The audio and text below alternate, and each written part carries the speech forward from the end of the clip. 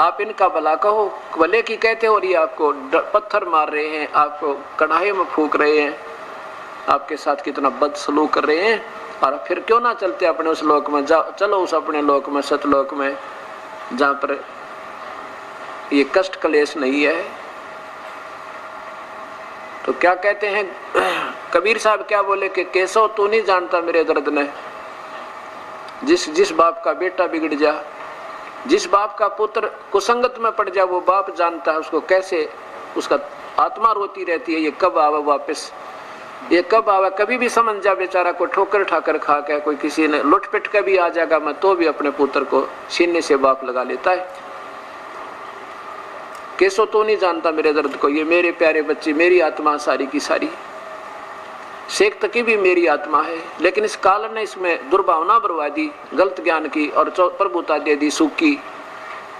ये थोड़े से दिन का शेख तकी बना बैठा है, काजी पीर बन गया, और कल न गधा बनेगा, निकम्मा मानता कोई ना, और मेरा दुश्मन बन गया अपने बाप का। क्योंकि नशे में ये नशा हो गया सबका, इस काल के अक्षणिक सुख का, ये माया का भांग डाल रखी इसने सारे इसमें।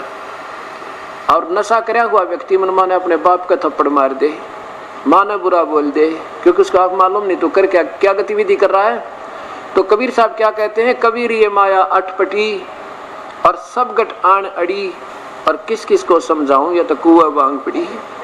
जैसे कुएं में भांग डाल देना, कोई मन 2 मन 50 किलो 1 क्विंटल गोल के, और उस पानी को कोई भी पी ले, चाहे लाख पीओ चाहे 2000 पी ले, सब में वह भांग का नशा समावेश हो जाता है। एक जैसी बोल, एक जैसी चाल, एक जैसी गतिविधि सबकी हो जाती है। चाहे आपने कभी ठेके में देखे हो ना, दारू पी गए अंते चाहे 20 मिलेंगे, 20 के 20 शराबियों की एक जैसी गतिविधि, पैर लटखड़ाते हुए, ऐसे करते हुए, आप बोलते पाओगे, और सबकी एक जैसी, और भले की कहें तो उल्टे बोलेंगे। तो ऐसे हमारे ये नशा कर दिया काल ने, भले की कहे परमेश्वर और उसके उल्ट बोलते हैं और पीछे पड़ लेते हैं उन नादानों के कहते हैं। तो क्या बताते हैं कि गोता मारूं स्वर्ग में मैं जा बैठूं पाताले, गरीब दास ढूंढत फिरूं मैं अपने हीरे माणिक लाले। अपने उन लालों को, हीरों को, मोतियों को ढूंढता फिर रहा हूं, जो मेरे पिछले जन्म के भक्ति करने वाले थे ना, जो अब बिछड़े हुए हैं, उनको अब इकट्ठे करूंगा सबको। हम ऐसे कबीर साहब के 64 लाख से हुए थे उस समय, 64 लाख, आज से 550 वर्ष 600 वर्ष पूर्व की बात है, जबकि हिंदुस्तान की कुल आबादी 4 करोड़ होगी, जिसमें अफगानिस्तान, बलोचिस्तान और यहाँ तक पश्चिमी पाकिस्तान, पूर्वी पाकिस्तान सारे उसके अंदर थे।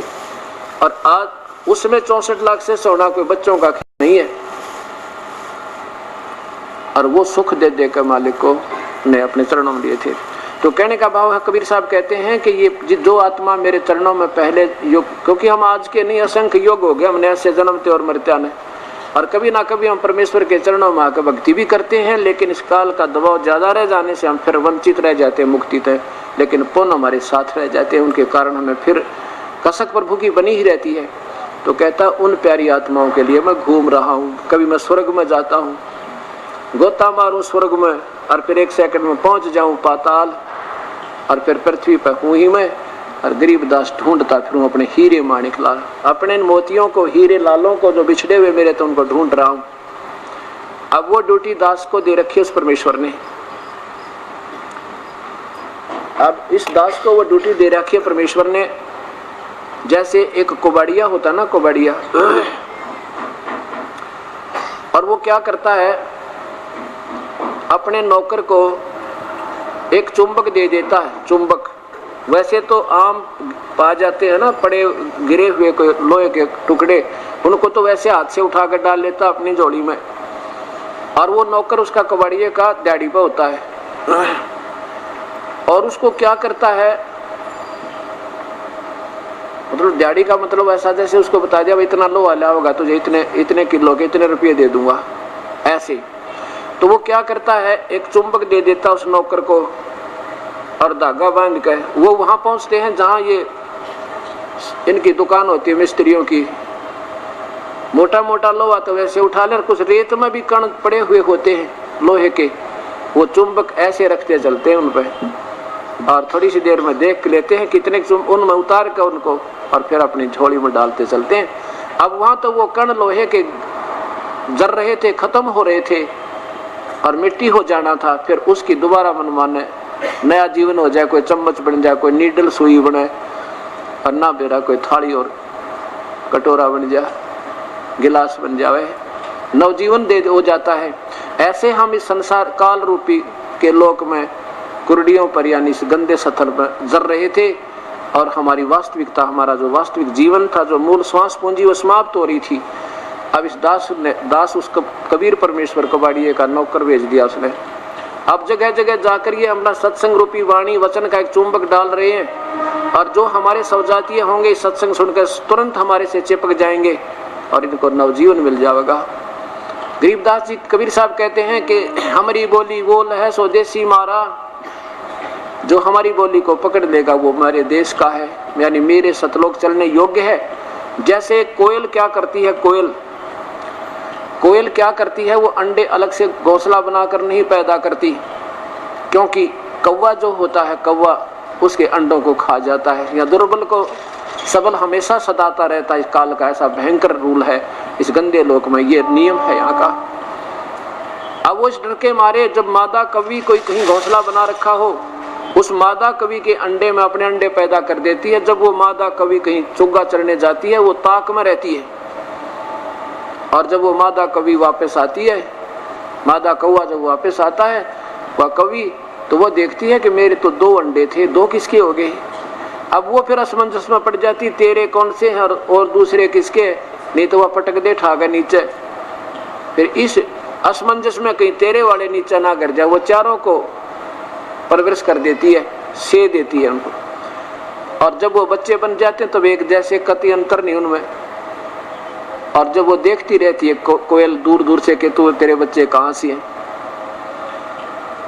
जब वो बच्चे उड़ने लग जाते हैं ना, ऐसे दूर तक उड़ जाते हैं, फिर वापस आ जाते हैं, फिर उड़ जाते हैं, फिर वापस आ जाते हैं, वो देख लेती है कि ये परफेक्ट हो गए, पक्के खिलाड़ी हो गए, उड़ जाएंगे, तेरे साथ चल सकते हैं। तब कहते हैं दूर बैठ कर एक वृक्ष पे अपनी बोली बोलती है, कुहू कुहू कुहू। अब वो चारों बच्चों में तो जो कोयल के होते हैं ना, वो बोली उसका उनसे कनेक्शन है, उसका वो सब जाती है, उड़ के कान खड़े हो जाते हैं, ऐसे देखते कहाँ से आ गई है प्यारी आवाज अपनी।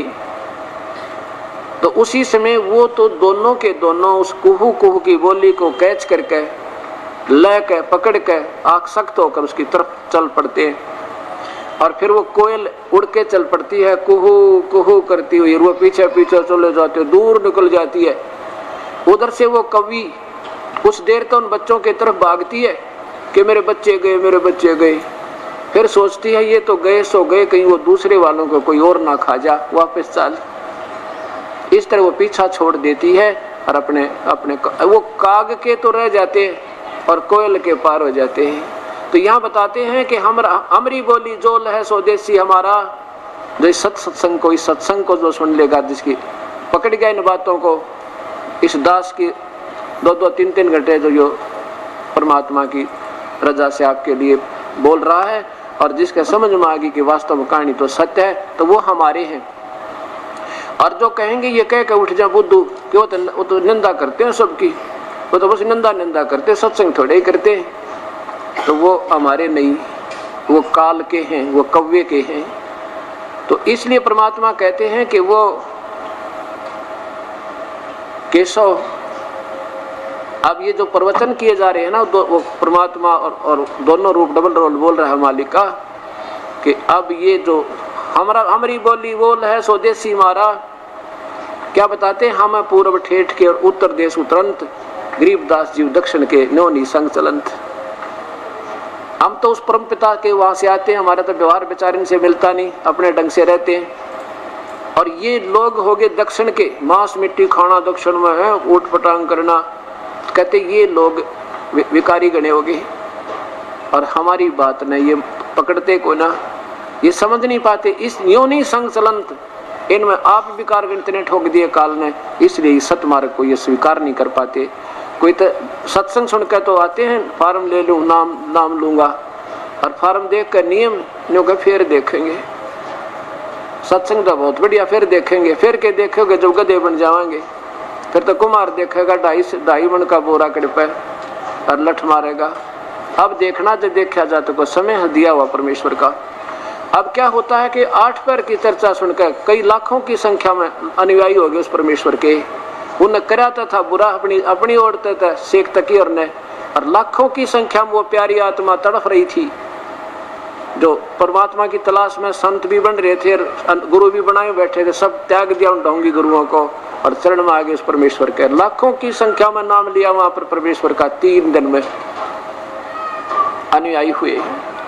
इसलिए कबीर साहब कहते हैं कि ठीक है, जो पुण्यात्मा जिन्होंने भक्ति नहीं मिली, इन गुरुओं का ना फंसा था बढ़िया, वो घूमे जा जैसे तीर्थों पे की, तो वो भी अच्छी, वो तो शीघ्र मान जाते हैं। और जो इन गुरुओं का फंस गए ना, वो इनको वकील बनाए बैठे हैं, वो काल के झूठा ज्ञान भर के एंड बैंड बोले जा बेचारे। तो क्या बताते हैं परमात्मा के मेले ठेले जाइयो और मेले बड़ा मिलाप और पत्थर पानी पूजते हैं, कोई साधु संत मिल जाते कि जाते रहियो भगवान की तरफ ने, पर इन गुरुओं तो बचे रहियो। और जो गुरुओं से बचे हुए ना वो जल्दी मान जाते हैं। और जो इन गुरुओं के अधूरे ज्ञान पर, क्योंकि उनके सुन उनकी व्याख्या उन जैसे हो जाता है इंसान। अब बेसलेस थ्योरी, ना कोई आधार किसी का, ना कोई शास्त्र में प्रमाण, कोई नाम, ना कोई सृष्टि रचना। उनकी काल देखी आपने, राधा स्वामी, धन सतगुरु, बाल योगेश्वर, इनकी सृष्टि रचना देखी, 4 लाइन लिख के।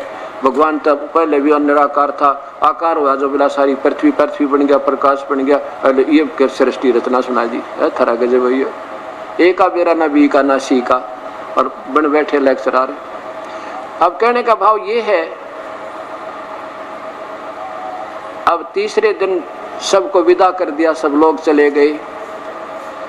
कुछ एक व्यक्ति परमात्मा की वहां खड़े हैं, हजारों की संख्या में।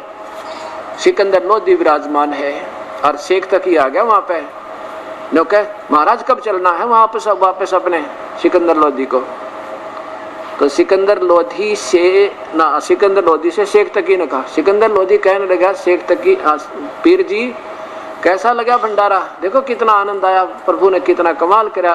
कबीर साहब ने मुंह चढ़ा कर नो कह ऐसे भंडारे हम 100 कर दें। क्या भंडारा किया कि महुच्छा सा किया। तरह गजब भैया। महुच्छा किसे कहते हैं? जो किसी गुरु के द्वारा बताया जाए कि तुम्हारा देवता रुष्ट हो रहा है, उसके लिए एक छोटा मोटा ये धर्म करना पड़ेगा। या कोई पिता मर जाए, उसके लिए भाई ये तो कार्य जब पूरा होगा, जब यो इसका कि मैं 2 पैसे तुम कार्य कर दोगे, जब इसका बात बनेगी, ऐसे बकाते हैं गुरु लोग अज्ञानी। तो मजबूरी में तक ऐसा ही तक भंडारा होया करे। कपड़े भी से लाकर बोधे से, दक्षिणा भी से दिया करना। जो वो गिलास नोमो से हाथ पकड़ते हैं, मतलब वो दक्षिणा देते, जो महुच्छा बोलते हैं उसको, भाई मजबूरी से में करना होता है। और भंडारा होती जग जोनार, जिसके कई वर्ष में बाल छोरा होया हो लड़का, और उसके लिए फिर खुले दुलते भंडारे करो खूब ठाठ। या किसी राजा का राज तिलक हो अपने बेटे के का, और राजा का घर में बालक हो जाए, उसको कहते हैं जग जोनार करी है। तो गरीबदास जी कहते हैं कि पुण्यात्मा, बड़े जो महान आत्मा थी, वो तेन्यों कहते हैं भाई ऐसा भंडारा, ओए ऐसा जग जोनार राजा लोग नहीं कर सकते, आज तक भंडारा नहीं देखा। ऐसा पवित्र भोजन भाई ऐसे ठाठ कर दिए, क्या बात की। और शेख तकी जैसे नीच ने कह क्या किया भंडारा, हम 100 कर दें ऐसे। ये तो महुच्छा किया इसने, महुच्छा सा कर रहा था। तो गरीबदास जी कहते हैं कोई कहे जग जोनार करी, कोई कहे महुच्छा, बड़े बड़ाई करते हैं ये गाली का डे उछा। परमात्मा कहते हैं कोई कहे जग जोनार करी, कोई कहे महुच्छा, ये बड़े बड़ाई करें गाली का डे उछा। ओछे जो होते हैं स्वयं नीच होते हैं, वो कभी किसी की प्रशंसा नहीं कर सकते, वो दोष निकाल सकते। और जो पुण्यात्मा होती हैं वो हमेशा बड़ाई किया करती है। अब जब ये बात कही बताते हैं, शेख तकी का गूंगा हो गया, अंत आ लिया था उसका। सतगुरु ने कुछ नहीं किया, ना वो बुरा चाहते क्योंकि उसको मालूम था, लेकिन उसके कर्मों के आधार पर जीवन भोगना पड़ता है।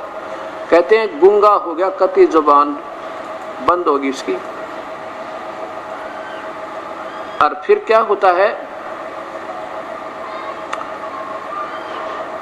कबीर साहब कहने लगे हाँ, इतने में सारा सामान समेट के और बैलों के ऊपर रख के और बैल चालते कर दिए केशव के आदेश तक। बंजारे साथ में कई हजारों की संख्या में वो बैलों के साथ आए हुए सतलोक की आत्माएं, और सतलोक से वो आत्मा बैल बना के लाए मालिक। वहां जाके फिर वो वैसे ही वो जो आत्मा उनकी वहां वास्तविक शरीर पर मनुष्य जैसा 16 सूर्य जितना शरीर, तो ये दूसरा और तेज पुंज का शरीर बनाकर आ जाते हैं, बना देते हैं परमात्मा इनका।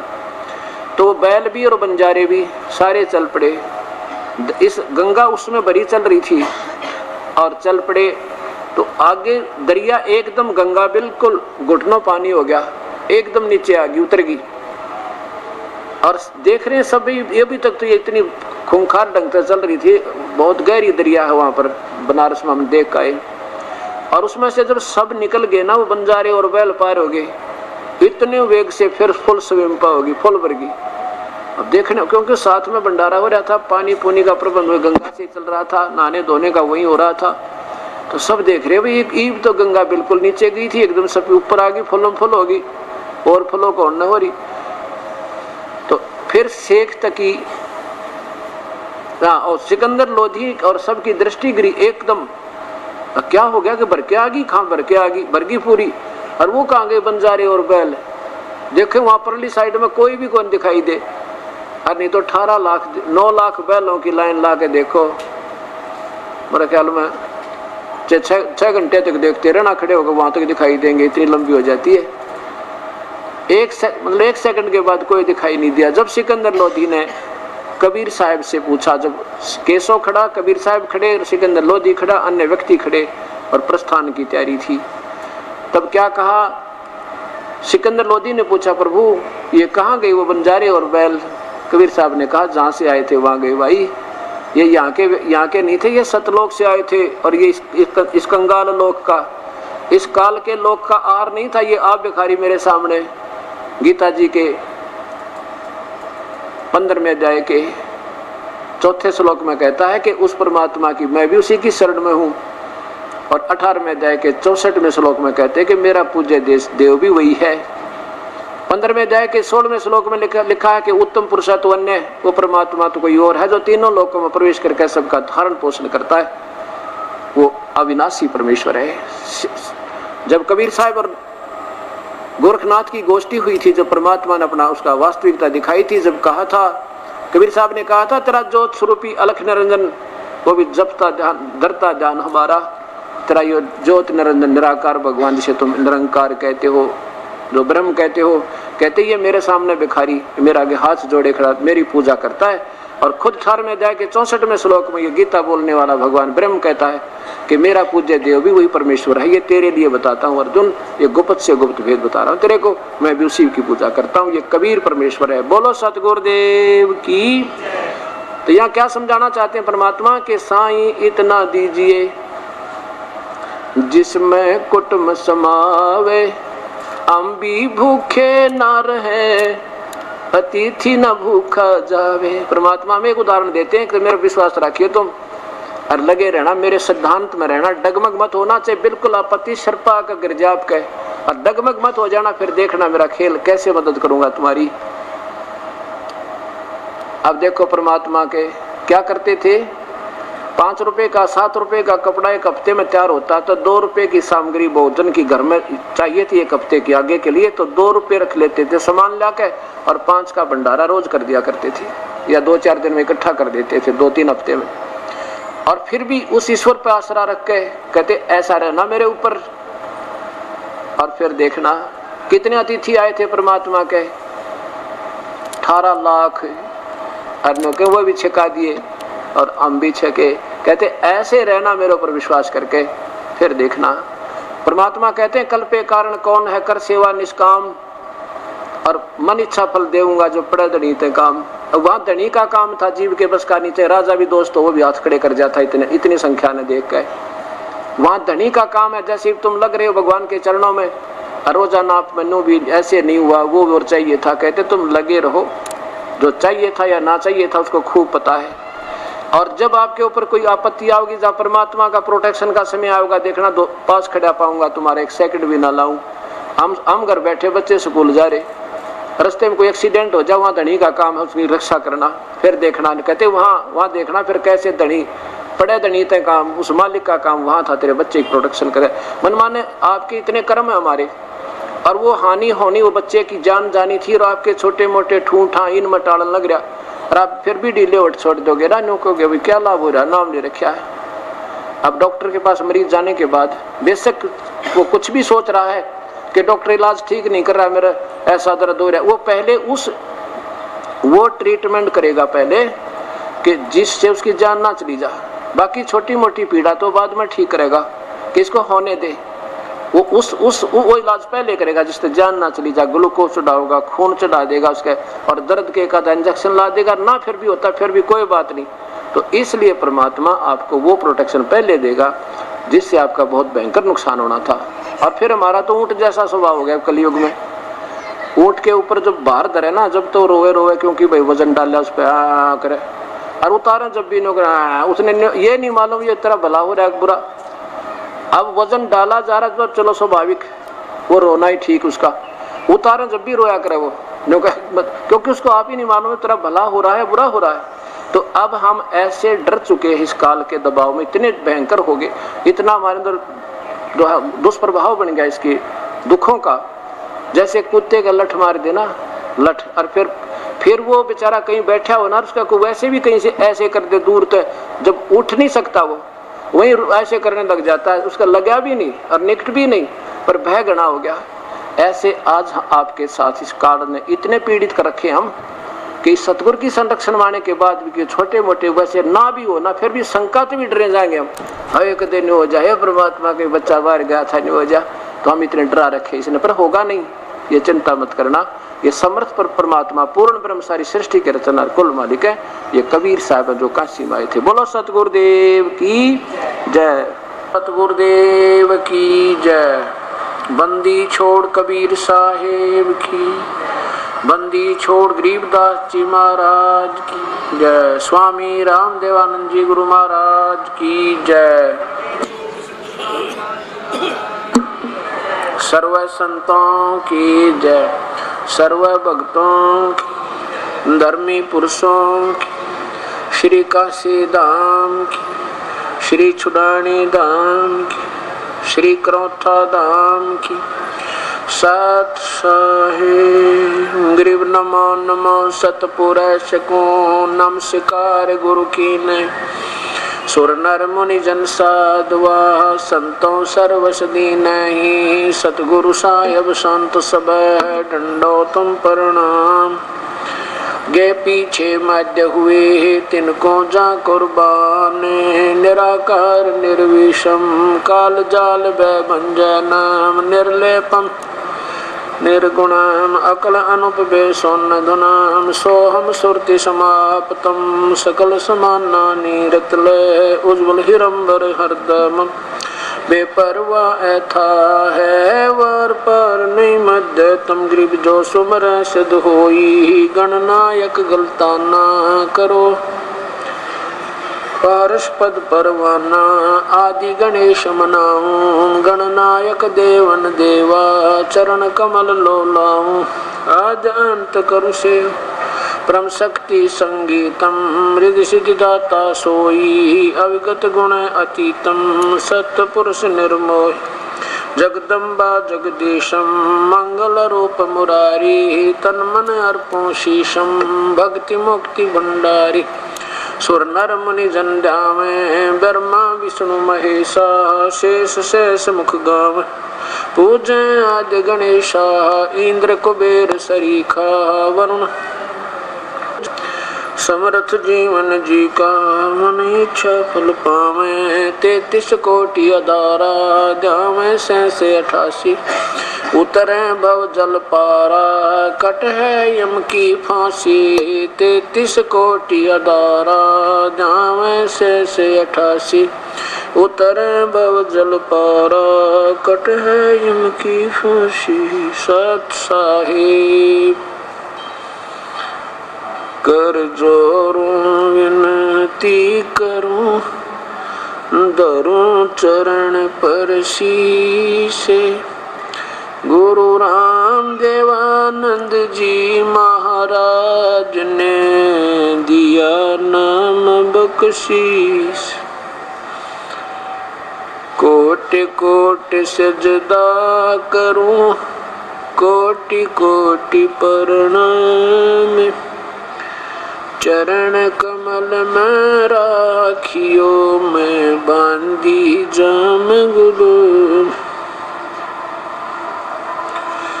कुत्ता तेरे दरबार का, मोतिया मेरा नाम।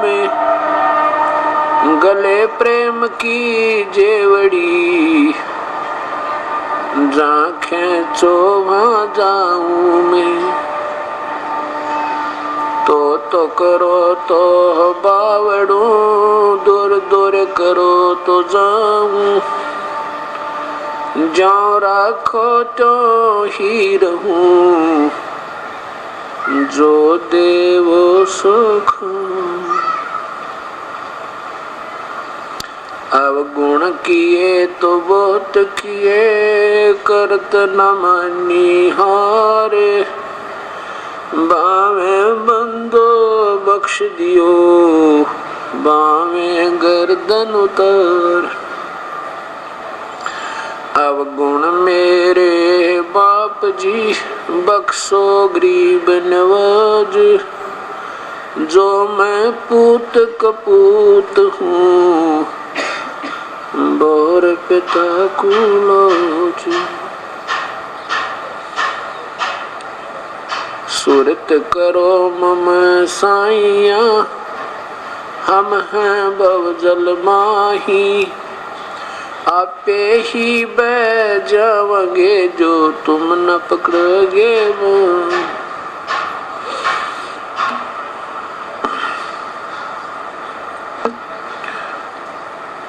पूरण ब्रह्म करे पानदान, सुन के सो करतर। गरीब दास मुझ दीन की, रखियो बहुत सुमर।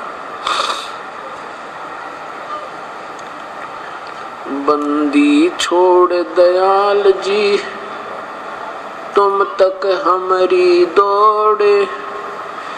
जैसे कागज जहाज का, सूझे और न ठोरे।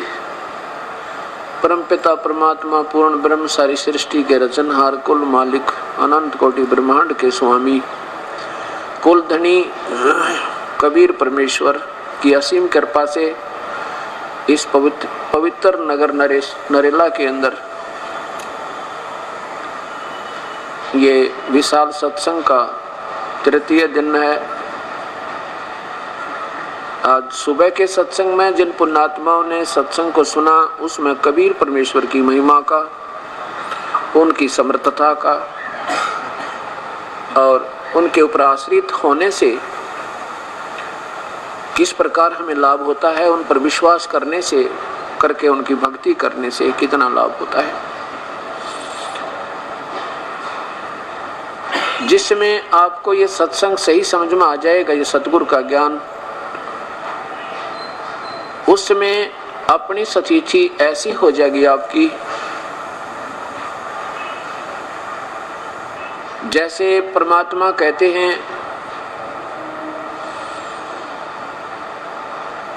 कि अपनी महिमा आप बताते हैं कि जब तुझे ज्ञान हो जाएगा प्यारी आत्मा, फिर तेरी सतीथि ऐसे होगी। कैसे? क्या सोचा करेगा तू? बंदी छोड़ दयाल जी। बंदी छोड़ माने बंधनों के शत्रु, बमबारी। बमबारी माने बंधनों का शत्रु, अरि माने शत्रु, बम्भर माने बंधन, कर्मों के बंधन में फंसे हुए काल की जाल में छुटाने वाले बंदी छोड़ कबीर परमेश्वर, तुम तक हमारी दौड़, हमारी दौड़ आप ही तक होगी और कोई ठिकाना हमें दिखाई नहीं देगा। जैसे कागज जहाज का भाई सोच और निठोर, जैसे समुद्री जहाज के अंदर एक कौवा बैठकर चला जाता था चला जाता था। पुराने समय की बात है, बैठते तो अब भी हैं। पुराने समय की बात है कि समुद्री जहाज में कौवा बैठकर चला जाता था इस लालच से कि ये जब खाना खाएंगे मुझे वहाँ खाना मिलेगा। और शाम के समय जब वो चल पड़ता था जहाज, तो वो इसी लालच में बैठा बैठा उस जहाज के ऊपर चला जाता था और सारी रात जहाज चलकर 12 घंटे पहुंच जाता। 200 से 300 किलोमीटर, 500 600 1000 किलोमीटर, 500 किलोमीटर 400 किलोमीटर पहुंच जाता दूर किनारे तक। सुबह फिर होती तो उस समय ऐसे ही दिशा सूचक हुआ करते थे जिन पर पूरा विश्वास नहीं होता था। कई बार समुद्र के यात्री, जहाज के यात्री, यानी वो जहाज के चलाने वाले चालक, उनको भी विश्वास नहीं रहता था कि हम ठीक दिशा में चल रहे हैं, तो वो अपने दिशा सूचक यंत्र का परीक्षण करने के लिए, क्योंकि दिशा सूचक यंत्र जो होता है वो उनको जैसे उत्तर और दक्षिण की वो दिशा बताता है, और चुंबकीय कोई रॉक यानी कोई चुंबक मैग्नेटिक रॉक कई समुद्र में होती हैं आसपास, यानी जो चुंबकीय चट्टान होती हैं, उनके कारण वो दिशा सूचक गलत हो जाता था उनके रिफ्लेक्शन तक। तो वो उसको अपने दिशा सूचक को सही जांच करने के लिए कि ठीक कार्य कर रहा है कि नहीं, तो उस कौवे से परीक्षण किया करते थे। कौवा एक इतना समझदार पक्षी होता है कि वो उस दिशा का अपने अंदर ही एक डायग्राम बनाता चलता है, एक चित्र बनाता रहता है, मैप, कि तू कौन सी दिशा से चला था और तूने वापस अपने घर पे किस दिशा में जाना है जहां से तू चला था।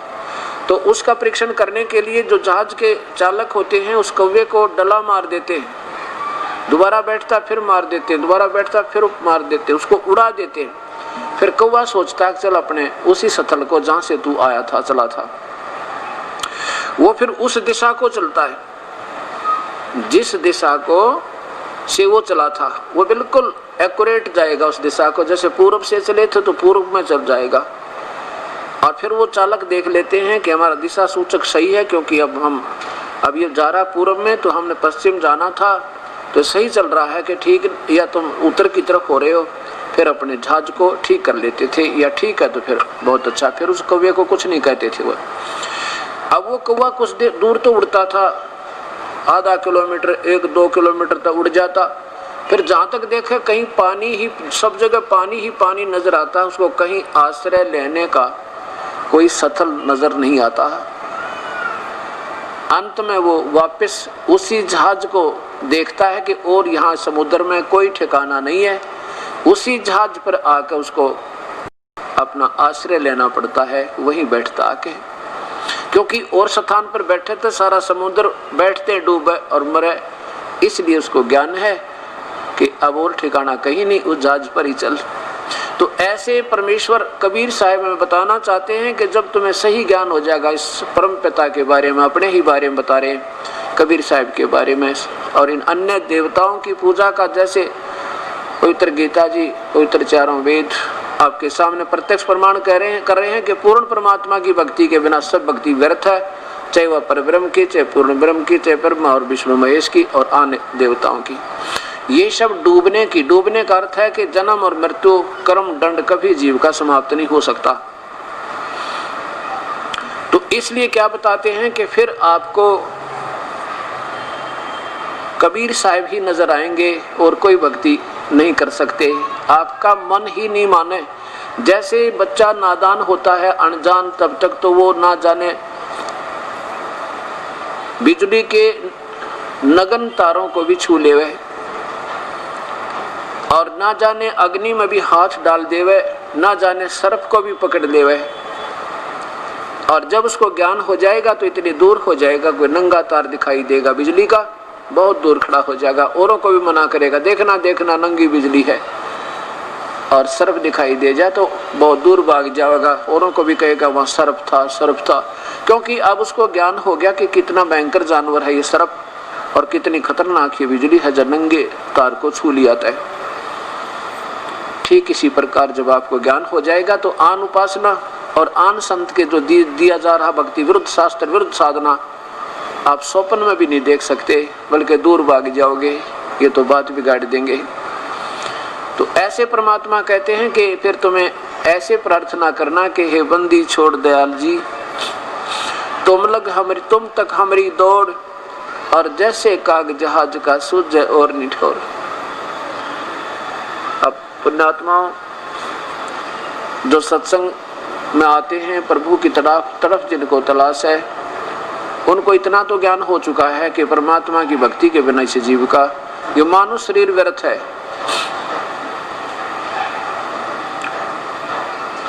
अब इस मानव शरीर से भक्ति करनी चाहिए तो कैसे करें, वो कौन सी विधि है उस परमेश्वर को पाने की।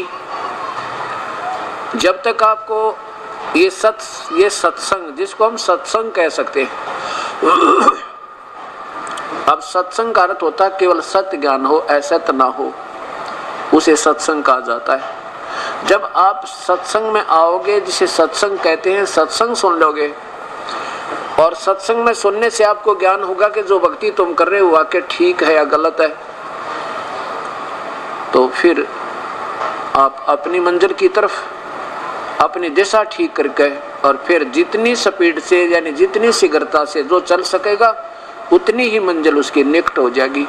अभी तक तो हम अनजान पने में कोई किधर दिशा बता देता उधर भाग लेते हैं, कोई इधर बता देता उधर भाग लेते हैं, कोई पूर्व बताता, कोई पश्चिम, कोई उत्तर या कोई दक्षिण, तो हम भाग रहे हैं। इसलिए हमारा वो जो सफर है वो ज्यों का त्यों है।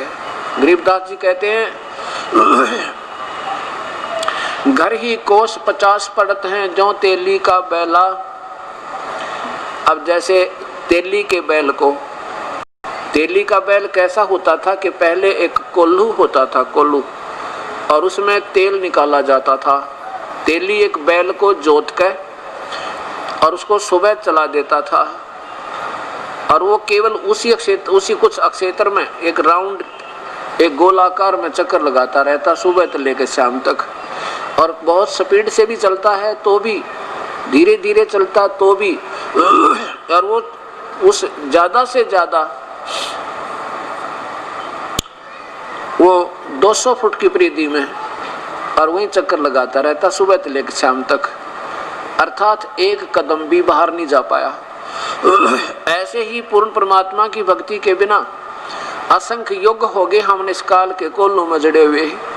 यहाँ साधना की, जैसे शास्त्र अनुकूल वेदों अनुसार भी साधना की, तो कहाँ पहुंचे? ब्रह्मलोक में। वहाँ एक महास्वर्ग है, महास्वर्ग में जाकर के अपनी पुण्य कमाई को समाप्त किया। फिर कहाँ पहुंचे? नरक में।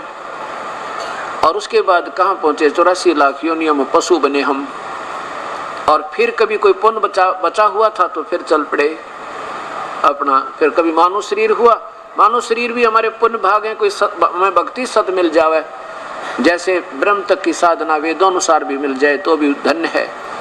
और उसके विपरीत हमें नीचे की साधनाएं दी जा रही थी, जैसे ब्रह्मा विष्णु महेश तक की। जैसे एक संसार रूपी वृक्ष का उदाहरण देते हुए गीता जी के 15वें अध्याय के 1, 2, 3, 4 और 5 श्लोक में बताया, ऊपर को जड़ और नीचे को, जड़ तो पूर्ण परमात्मा और नीचे को तीनों गुण रूपी शाखा। कौन से गुण? रजगुण ब्रह्मा, सतगुण विष्णु, तमगुण शिव जी। ये तीनों टहनियां हैं और जड़ पूर्ण परमात्मा है। तो हमने भक्ति रूपी पौधा जो बीजना होगा तो कैसे बीजना चाहिए था?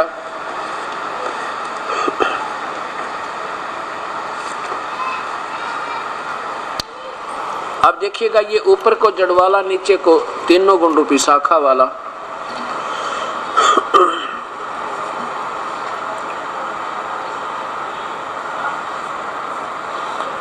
ऊपर को जड़ तो पूर्ण परमात्मा है, नीचे को तीनों गुण रूपी शाखा है, रजगुण ब्रह्मा, सतगुण विष्णु, तमगुण शिव जी। और ये तना इसका अक्षर पुरुष है, यानी ये परब्रह्म है, और ये एक डार इसमें से निकली है, ब्रह्म है, क्षर पुरुष है, और ये तीनों देवा शाखा हैं। गीता जी के 15वें अध्याय में, गीता जी के 15वें अध्याय के 7 से लेकर सातवें अध्याय के 12 से लेकर 15 तक श्लोक में ये मना किया है कि तीनों गुणों की पूजा नहीं करनी चाहिए, ये मूर्ख लोग करते हैं। और उनको क्या संज्ञा दी है परमेश्वर ने। अब जब हम इसको पढ़ते हैं और पहले हम यही क्या करते थे, तो हमें अब इतना डर लगता है परमात्मा या क्या बनती है हमारे साथ, जैसे उन नादान संतों के, मूर्ख संतों के पीछे लग गए और वो पूजा कर रहे थे जो गीता में मना था, पवित्र शास्त्र में मना था, तो संविधान तोड़ रहे थे।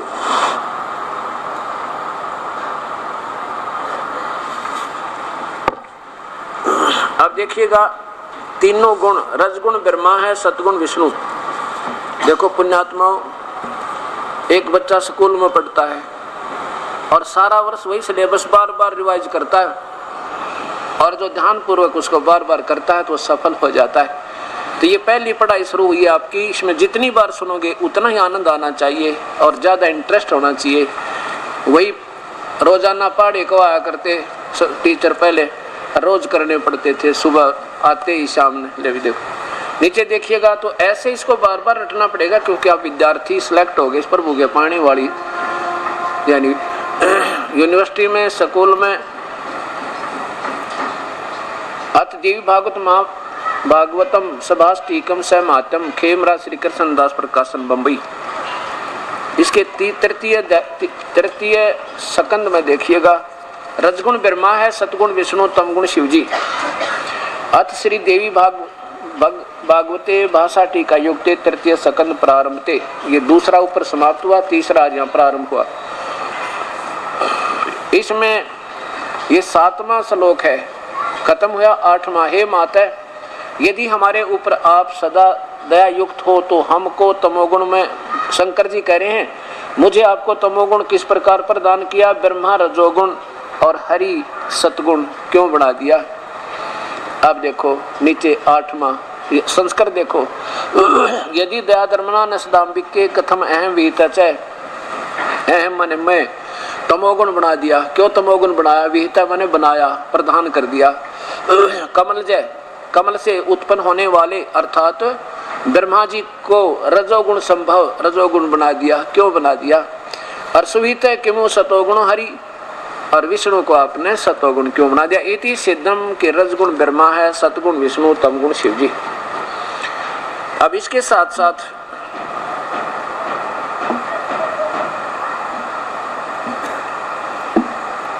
आप शिव पुराण और देखिए, इन्हीं गुणों के विषय में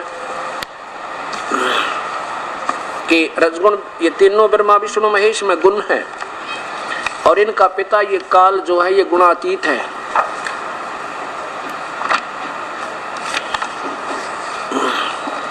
ये श्री शिव महापुराण गीता प्रेस गोरखपुर से प्रकाशित।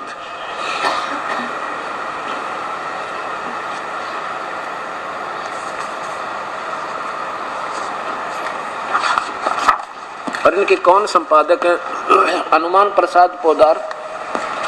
और कहां से ये मुद्रित है, यानी छपी है, गीता प्रेस गोरखपुर से। अब यहां देखिएगा, पहले तो ये भी दिखाएं कि ये काल जो है इसी को सदाशिव भी कहते हैं, और ब्रह्मा विष्णु महेश की माता दुर्गा है।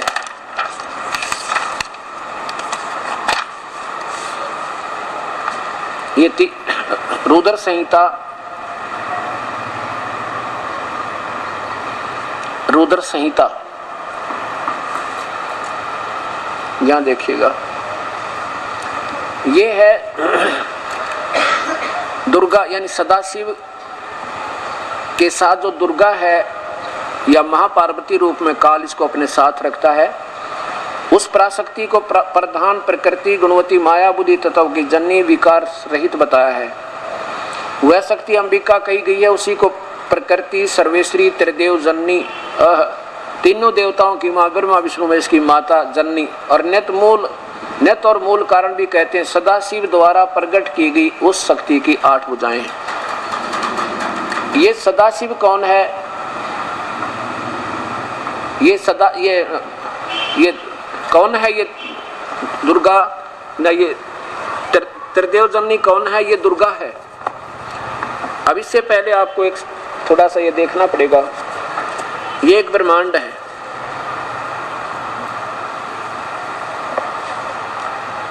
इस ब्रह्मांड को देखिए, इस ब्रह्मांड में इस काल भगवान ने, ज्योति निरंजन ने, सदा शिव ने एक ये गुप्त स्थान बनाया है, इसको कहते हैं ब्रह्मलोक।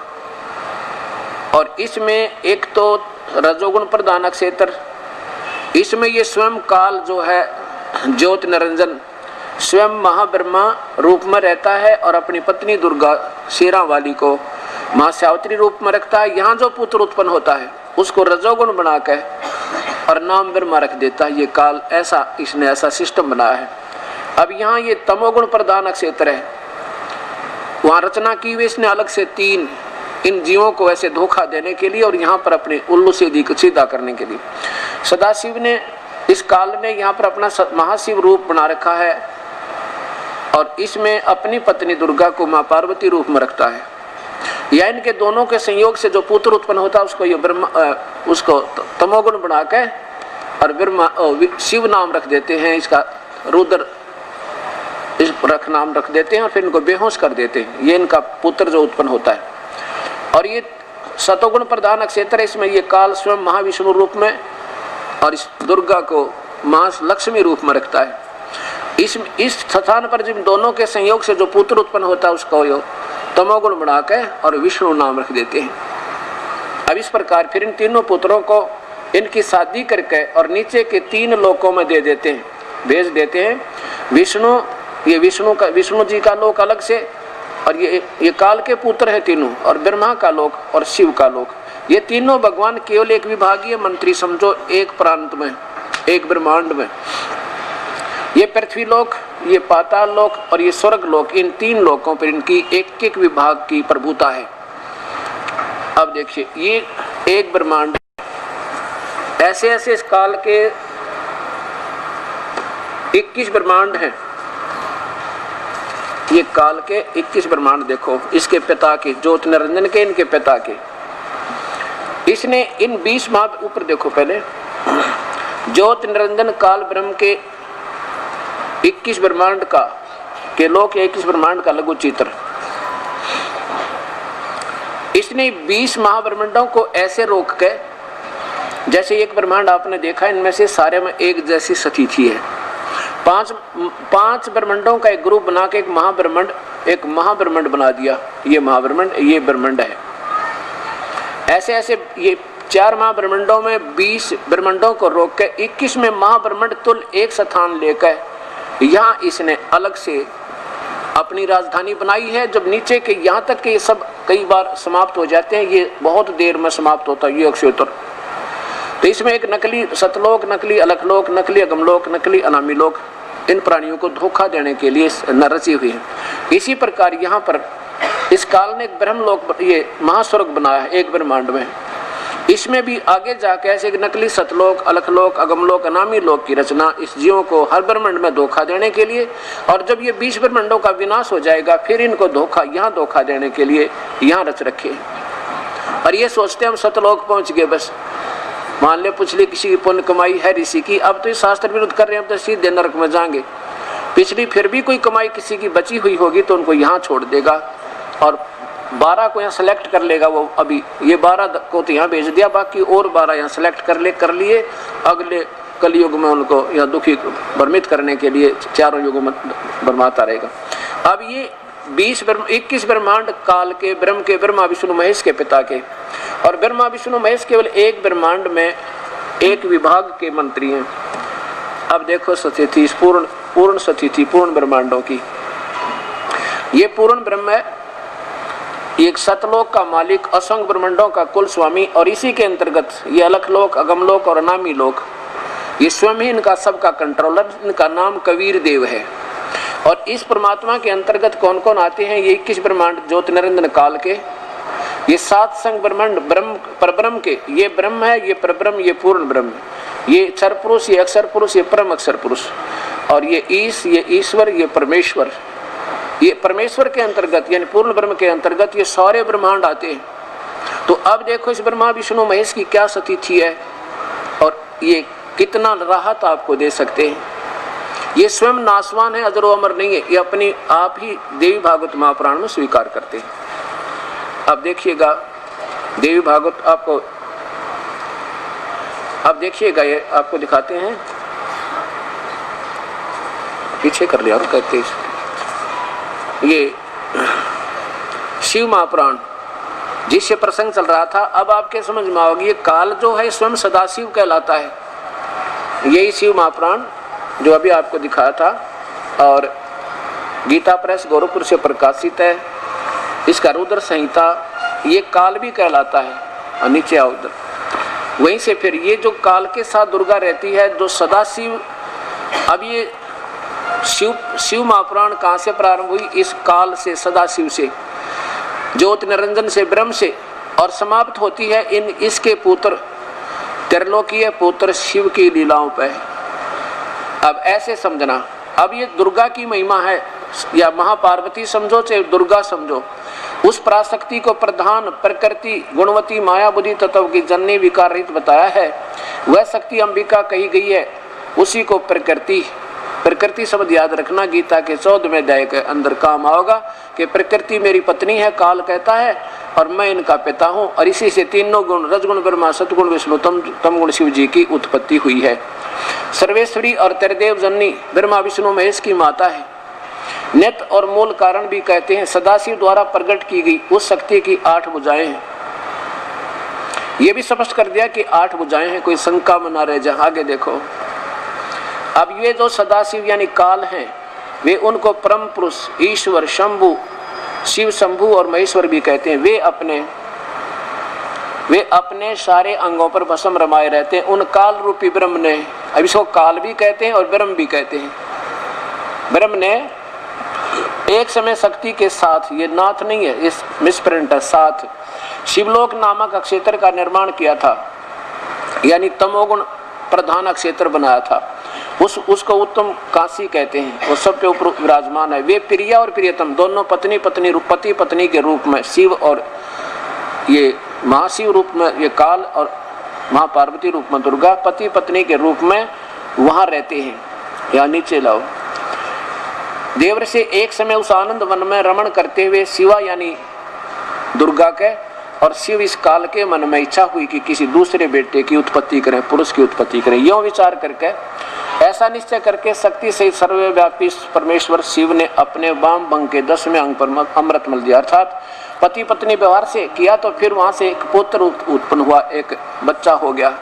उसका नाम क्या रखा? ये देखिए, शिव ने कहा वत्स व्यापक होने के कारण तुम्हारा विष्णु नाम विख्यात हुआ, यानी सदाशिव काल से विष्णु की उत्पत्ति। आगे देखो, ब्रह्मा जी बोल रहे हैं इस पुराण को, तो अपने पुत्र नारद को कहते हैं कि तत्पश्चात कल्याणकारी परमेश्वर शाम सदाशिव ने पूर्ववत जैसे विष्णु उत्पन्न किया, तो मुझे भी उसी प्रकार से मेरी भी उत्पत्ति की, अर्थात मुझे भी उत्पन्न किया। महेश्वर ने मुझे भी उत्पन्न किया। अब देखिएगा, इससे सिद्ध हो गया कि ब्रह्मा विष्णु महेश के माता पिता हैं, दुर्गा तो इनकी माँ है और काल इनका पिता है। और अब ये असमंजस में पड़ गया ये इस शिव पुराण का राइटर लेखक के शिव से शिव की उत्पत्ति कैसे लिखूं, ये गोलमोल कर दिया। यहाँ तो कर दिया, अब वो 6वां अध्याय चल रहा था, अब 9वें अध्याय में देखो आपका क्लियर कर दिया, स्पष्ट कर दिया। ये 9वां अध्याय समाप्त हो गया। यहाँ देखो, इस प्रकार ब्रह्मा विष्णु रुद्र इन 3 देवताओं में गुण हैं, परंतु शिव गुणातीत माने गए। अब ये 3 तो ब्रह्मा विष्णु महेश, इनमें गुण, और ये काल, ये शिव कौन है? ये काल, ये इनसे न्यारा रहता है। अभी आपके सामने आया था कि वो काल इनसे अलग रहता है। अब ये क्या सिद्ध हुआ कि ब्रह्मा विष्णु महेश के माता पिता हैं, और साथ में ये अविनाशी नहीं है, अजरो अमर नहीं है, ये तो नाशवान है।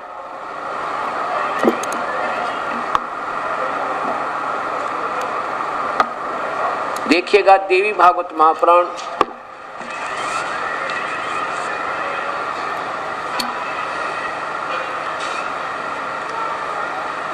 गीता प्रेस गोरखपुर से प्रकाशित इनके अनुवाद करता है, संपादक हैं हनुमान प्रसाद पोदार, चिमन लाल गोस्वामी और गीता प्रेस गोरखपुर से इसके मुद्रित है। इसके तीसरे स्कंद में केवल थोड़ा सा दिखाऊंगा कि ये कहता, भगवान विष्णु कहता कि मैं अजर व अमर नहीं हूं, हम तो नासवान हैं और केवल माता तू ही अविनाशी है।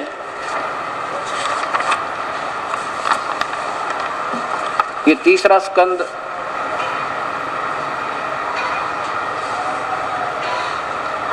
विष्णु जी कह रहे हैं अपनी माता दुर्गा को, तुम शुद्ध स्वरूपा हो, यह संसार तुम इसे उद्भासित हो रहा है। मैं ब्रह्मा और शंकर तीनों आपकी कृपा से ही विद्यमान, यानी हमारा जन्म हुआ है आप ही से।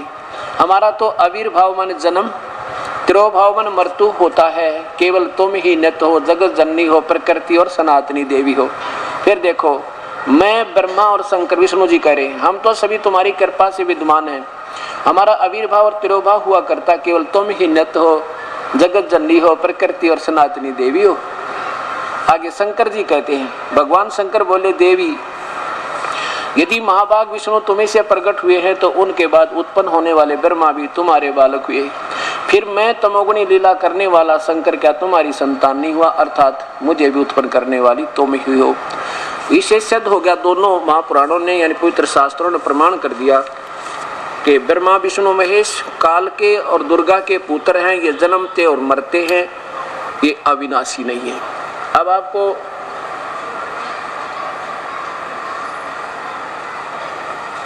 एक महापुरुष का विवरण दिखाता हूं।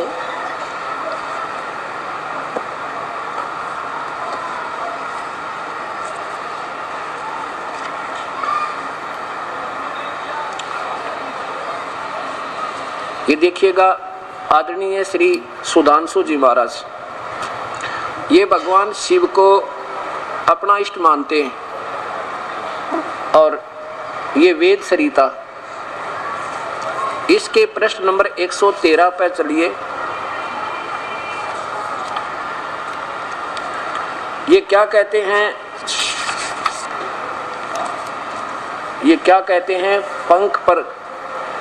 अब इन महापुरुषों के ये लतीफेदार डायलॉग हैं, ये जीव को आकर्षित करते हैं। पाप पंख में खिलते कमल, जैसे फिल्मी डायलॉग होते हैं ना, इस तरह। अब क्या बताते हैं देखिएगा, इस भगवान शिव के बारे में, जो स्वयं वो तो कहते हैं मैं नासवान हूं, और ये क्या कहते हैं, हे सच्चिदानंद घन स्वरूप, हे अजन्मा, तेरा कोई जन्म नहीं, तेरी माता पिता नहीं, अनंत निर्विकार सर्वधार सर्वेश्वर सर्वव्यापक अभय सर्वांतर्यामिन, हे अजर अमर नित्य पवित्र शुद्ध बुद्ध मुक्त स्वभाव, संसार के कण कण में जर्रे जर्रे में बसने वाले प्रभु, इस संसार के प्रत्येक पदार्थों में, प्रत्येक वस्तु में, हर स्थान पर मैं आपकी महिमा, आपके नियम, आपकी व्यवस्था कार्य कर रही है। अब क्या हो गया? अब देखो, अब ये क्या बताते हैं, वेद में कहते हैं भगवान शिव की पूजा बताई है। ये कौन है वो शिव? देखो क्या कहते हैं, ये शिव ही मृत्युंजय है। मृत्युंजय माने अजरो अमर, जिन्होंने मृत्यु जीत रखी है, कभी नहीं मरेंगे।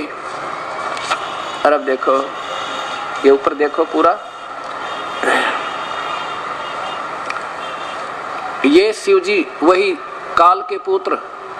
नीचे देखो, हे भगवान शंकर मंगल दाता, कल्याण प्रद, सौभाग्य को देने वाले आशुतोष, जो शीघ्र प्रसन्न हो जाएं। भगवान शंकर ने अपने माथे पर चंद्र को धारण किया है, प्रतीक है शीतलता का। जीवन में आगे बढ़ने के लिए आवश्यक है कि माथे पर शीतलता रहे। लेकिन भगवान शंकर ने गले में सर्पों की माला डाली है, गले में सर्प उनका आभूषण है। यह इस बात का प्रतीक है कि जीवन में वे लोग भी हैं जो विषैले लोग हैं। प्रेम ही उनकी ऐसी चीज है, एक ऐसी चीज है जो संसार को बांध सकता है। प्रेम में का व्यवहार अगर संसार में किया जाए तो विषैले लोग भी व्यापक आपके गले में क्या आभूषण बन सकते हैं। भगवान शंकर का एक रूप और भी है। जब उन्होंने महादेव कहा गया समुद्र मंथन में के अवसर पर, जिन्होंने अमृत पिया था, उससे वे देव उससे सब के देव कलाए। और लेकिन भगवान शंकर ने विष पिया था वे महादेव कहलाए। आगे देखो, शंकर भगवान सबके कल्याण की कामना करते हैं, सबको समृद्धि देते हैं, लेकिन स्वयं त्याग से युक्त हैं। इसलिए उस मंगलमय प्रभु को याद करते हुए श्रद्धा भाव से हमेशा उनका नाम उच्चारण कीजिए, यानी उन्हें की जाप कीजिए। अब यहाँ देखो, वेद में जिस मंत्र पर हम विचार कर रहे हैं वह वेदों में अनेक स्थानों पर स्थलों पर आया है। जन समाज इस मंत्र को श्रद्धा भाव से महामृत्युंजय मंत्र के रूप में याद करता है। भगवान ने हमें इस मंत्र में जीवन की महान शिक्षा दी है। वेद के ऋषियों ने अपने भगवान के समक्ष श्रद्धा भाव से की कामना के नीचे देखो, भक्त कहता है कि मैं संसार के स्वामी महेश्वर भगवान का इनकी सोच देखो, वेदों में कहते हैं मैं महेश्वर भगवान, ये काल के पुत्र को भगवान का ध्यान करता हूँ, जिनका ध्यान, जिनकी साधना, जिनका आशीर्वाद मनुष्य को पुष्टि प्रदान करता है, अर्थात जिसे व्यक्ति को फलदाता फलता है, सुगंधित कीर्ति आदि करता है। आगे देखो, नीचे देखो, उन्नति दें और मेरी कीर्ति संसार में फैले। भक्त कहता है, हे भगवान शंकर, हे भगवान मुझे संसार से बंधनों से ऐसा मुक्त कर दो जैसे डाली पर लगा हुआ फूल फल पकने पर के बाद अपने आप उससे मुक्त हो जाता। इसी प्रकार मैं संसार से, मैं ज्ञान से, वैराग से, विवेक से पक कर जीवन की डाली से मुक्त हो जाऊं। अब आगे देखो, मृत्यु से दुख, मृत्यु से यानी मुझे मृत्यु से भी दुख दूर कर देगा, मेरा जन्म मरण नहीं होगा आपकी कृपा से। दुख से मुझे मुक्त करना, मुझे जन्म मरण से तो दुख दूर कर देना, फिर मैं ना मरूं। मृत्यु से, दुख से तो मुक्त करना, लेकिन अमृत से नहीं, अपने अमृत धाम से भगवान मुझे दूर नहीं करना।